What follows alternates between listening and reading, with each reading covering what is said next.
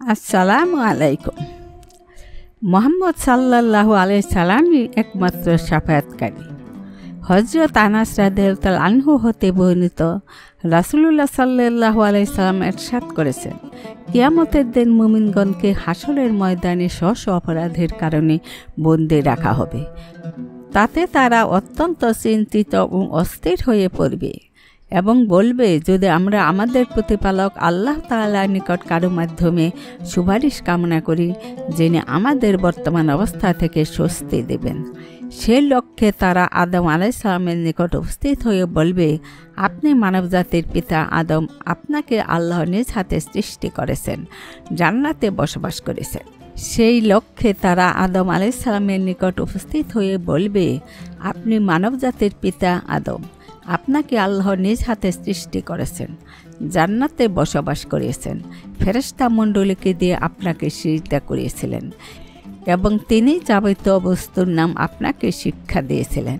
আপনি আমাদের জন্য আপনার রবের নিকট সুপারিশ করুন, যেন তিনি আমাদেরকে এই কষ্টদায়ক স্থান হতে মুক্ত করে প্রশান্তি দান করেন।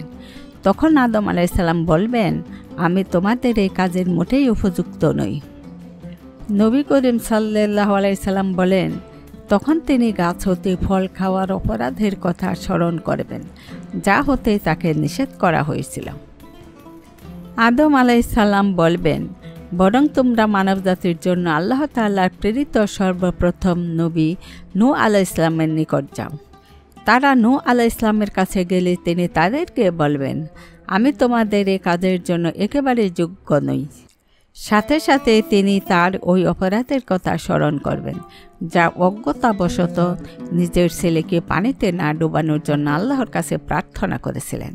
তিনি বলবেন, বরং তোমরা আল্লাহর খলিল হযরত ইব্রাহিম আলাইহিস সালামের নিকটে যাও। রাসূলুল্লাহ সাল্লাল্লাহু আলাইহি সাল্লাম বলেন, এবার তারা হযরত ইব্রাহিম আলাইহিস সালামের নিকটে যাবে। তখন তিনি বলবেন, আমি তোমাদের এই কাজের জন্য কিছুই করার ক্ষমতা রাখি না। সাথে সাথে তার 3টি মিথ্যা উক্তির কথা স্মরণ করবেন এবং বলবেন, বরং তোমরা মুসা আলাইহিস সালামের কাছে যাও।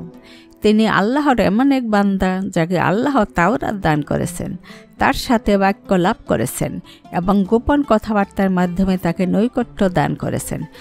রাসূলুল্লাহ সাল্লাল্লাহু আলাইহি সাল্লাম বলেন, তখন তারা সকলে হযরত মুসা আলাইহিস সালামের নিকটে আসলে তিনি বলবেন, আমি তোমাদের জন্য সুপারিশের ক্ষেত্রে অপারগ। তখন তিনি সেই প্রাণনাশের অপরাধের কথা স্মরণ করবেন, যা তার হাতে সংঘটিত হয়েছিল এবং বলবেন, বরং তোমরা আল্লাহর বান্দা ও তার মনোনীত রাসূল, তার কালেমা ও রূহ হযরত ঈসা আলাইহিস সালামের কাছে যাও। নবী করিম সাল্লাল্লাহু আলাইহি সাল্লাম বলেন, তখন তারা সবাই হযরত ঈসা আলাইহিস সালামের কাছে গেলে তিনি বলবেন, আমি তোমাদের এই কাজের উপযুক্ত নই, বরং তোমরা মুহাম্মদ সাল্লাল্লাহু আলাইহি সাল্লামের কাছে যাও। তিনি আল্লাহ তাআলার এমন এক বান্দা, যার আগের উপরের সমস্ত গুনাহ আল্লাহ ক্ষমা করে দিয়েছেন। রাসূলুল্লাহ সাল্লাল্লাহু আলাইহি সাল্লাম বলেন, তারা আমার কাছে আসবে, আমি তখন আমার রবের কাছে তার দরবারে উপস্থিত হওয়ার অনুমতি প্রার্থনা করব। অতঃপর আমাকে তার নিকট যাওয়ার অনুমতি দেওয়া হবে। আমি যখন তাকে দেখব, তখনই তার উদ্দেশ্যে সিজদায় পড়ে যাব। আল্লাহ আমাকে যতক্ষণ চাইবেন সিজদা অবস্থায় রাখবেন। অতঃপর বলবেন, হে মুহাম্মদ, মাথা উঠাও, আর যা বলার বলো, তোমার কথা শোনা হবে। শাফাত করো, কবুল করা হবে। তুমি চাও, তোমাকে দেওয়া হবে। রাসূলুল্লাহ সাল্লাল্লাহু আলাইহি সাল্লাম বলেন, তখন আমি মাথা উঠাবো এবং আমার রবের এমনভাবে প্রশংসা বর্ণনা করব, যা তিনি আমাকে শিখিয়ে দেবেন। অতঃপর আমি শাফাত করব, তবে এ ব্যাপারে আমার জন্য একটি সীমা নির্ধারণ করে দেওয়া হবে। তখন আমি আল্লাহর দরবার হতে উঠে আসব এবং ওই নির্ধারিত সীমার লোকদেরকে জাহান্নাম হতে বের করে জান্নাতে প্রবেশ করাবো। তারপর আমি পুনরায় ফিরে এসে আমার প্রতিপালকের দরবারে হাজির হওয়ার জন্য আল্লাহর কাছে অনুমতি প্রার্থনা করব। আমাকে অনুমতি দেওয়া হবে।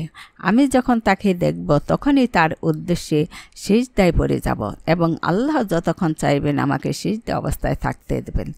তারপর আল্লাহ বলবেন, হে মুহাম্মদ, মাথা উঠাও, আর যা বলার বলো, তোমার কথা শোনা হবে। সুপারিশ করো, কবুল করা হবে। তুমি প্রার্থনা করো, যা প্রার্থনা করবে তা দেওয়া হবে। রাসূলুল্লাহ সাল্লাল্লাহু আলাইহি সাল্লাম বলেন, তখন আমি মাথা উঠাবো এবং আমার রবের এমনভাবে প্রশংসা ও গুণকীর্তন বর্ণনা করব যা আমাকে শিখিয়ে দেওয়া হবে। এরপর আমি শাফায়াত করব, তবে এই ব্যাপারে আমার জন্য একটি নির্দিষ্ট সীমা বেঁধে দেওয়া হবে। তখন আমি আমার রবের দরবার হতে উঠে আসব এবং ওই নির্দিষ্ট লোকগুলিকে জাহান্নাম হতে বের করে জান্নাতে প্রবেশ করাবো। অতঃপর তৃতীয়বার ফিরে আসব এবং আমার প্রতিপালক আল্লাহর দরবারে উপস্থিত হওয়ার অনুমতি প্রার্থনা করব। আমাকে তার কাছে উপস্থিত হওয়ার অনুমতি দেওয়া হবে। আমি যখন তাকে দেখব তখনই সিজদায় পড়ে যাব। আল্লাহ যতক্ষণ ইচ্ছা আমাকে সিজদা অবস্থায় রাখবেন। তারপর বলবেন, হে মুহাম্মদ, মাথা উঠাও, তুমি যা বলবে তা শোনা হবে। সুপারিশ করো, কবুল করা হবে। প্রার্থনা করো, তা দেওয়া হবে। রাসূলুল্লাহ সাল্লাল্লাহু আলাইহি সাল্লাম বলেন, তখন আমি মাথা উঠাবো এবং আমার রবের এমন হামদ ও ছানা বর্ণনা করব যা তিনি আমাকে শিখিয়ে দেবেন। নবী করিম সাল্লাল্লাহু আলাইহি সাল্লাম বলেন, তারপর আমি শাফায়াত করব। এর ব্যাপারে আল্লাহ তাআলা আমার জন্য একটি নির্দিষ্ট সীমা বেঁধে দেবেন। তখন আমি সেই দরবার থেকে বের হয়ে আসব এবং তাদেরকে জাহান্নাম হতে বের করে জান্নাতে প্রবেশ করাবো।